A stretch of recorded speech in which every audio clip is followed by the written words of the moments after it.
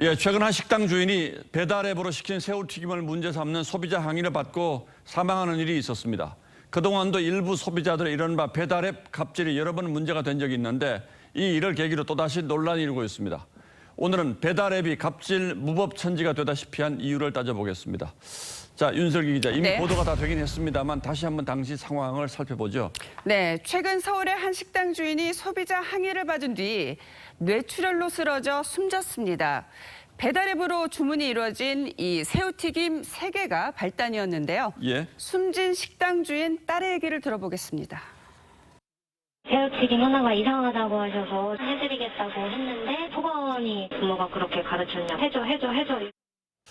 예, 정도의 차이는 있습니다만 일부 소비자들이 이 배달앱으로 주문을 할 때 무리한 요구를 하고 이걸 들어주지 않으면 후기를 나쁘게 쓰는 이런 일이 적지 않다죠? 네, 그래서 치킨 한 마리를 7인분처럼 해달라. 내가 지시한 조리법대로 요리해라. 배달 올 때 담배 사와라. 이런 갑질 사례들이 인터넷엔 쏟아지고 있습니다. 예. 무리한 요구를 할 수 있는 건 이들이 배달앱에 올리는 말 한마디가 사실상 식당의 생존을 좌우하기 때문이죠.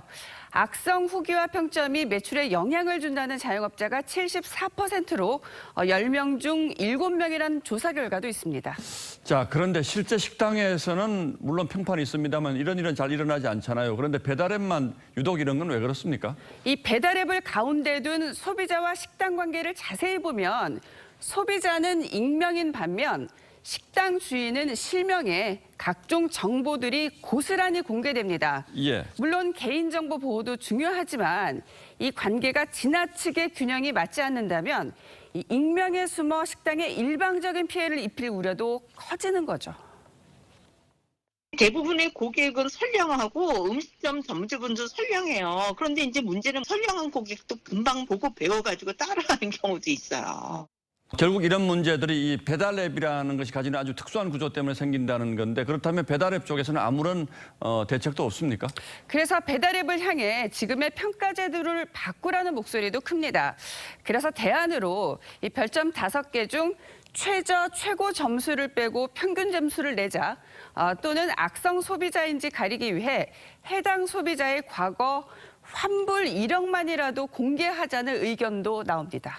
그러나 배달앱 쪽에서 아직은 아무것도 하지 않고 있다 이런 거죠? 사실상 그렇습니다. 자, 그런데 예를 들어서 소비자가 기분 나쁘다고 별점 하나를 줬어요. 그러나 이 의도가 나빴다고 하더라도 이걸 문제로 처벌할 수는 없지 않습니까? 맞습니다. 원칙적으로는 명예훼손이나 업무방해 혐의 적용도 가능하다는 게 법조계 의견입니다. 하지만 막상 현실에선 악성 소비자에게 책임을 묻기 어렵다는 의견도 많은데요. 그 이유가 뭔지 들어보시죠. 음식이 맛없다 이런 주관적인 평가를 허위의 사실이라고 볼 수는 없잖아요. 명확한 일도 양단의 기준이 없기 때문에. 예, 결국은 악성 소비자들이 활동할 공간이 없도록 배달앱 구조 자체를 개선할 수밖에 없을 텐데 배달앱 때문에 일단은 돈벌이 때문에 이런 데는 신경 잘 쓰지 않는다 이런 거죠? 그렇습니다. 예, 윤슬기 기자 잘 들었습니다.